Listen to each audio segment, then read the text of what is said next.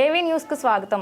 మహబూబాబాద్ జిల్లా తొర్రూరు మండలంలోని ఫత్తేపుర గ్రామ పరిధిలోని పంట పొలాల్లో ప్రమాదవశాత్తు అగ్ని ప్రమాదం చోటు చేసుకుంది.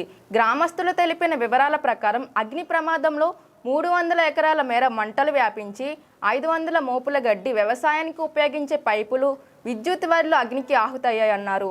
ఈ అగ్ని ప్రమాదంతో రైతులకు సుమారు ₹1,00,000 మేర నష్టం వాటిల్లినట్లు గ్రామస్తులు తెలిపారు. మంటలు చెలరేగడంతో రైతులు, స్థానికులు కలిసి తీవ్రంగా శ్రమించి మంటలను అదుపులోకి తీసుకువచ్చారు.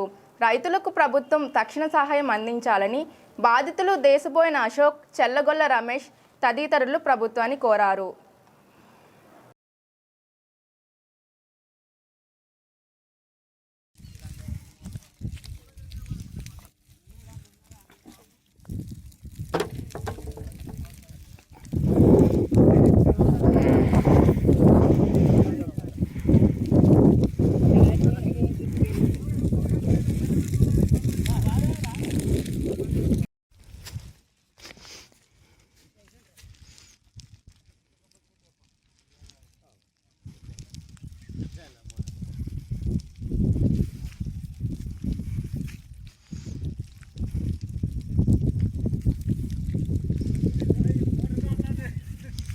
కథమే అయిపోయింది అమౌంట్.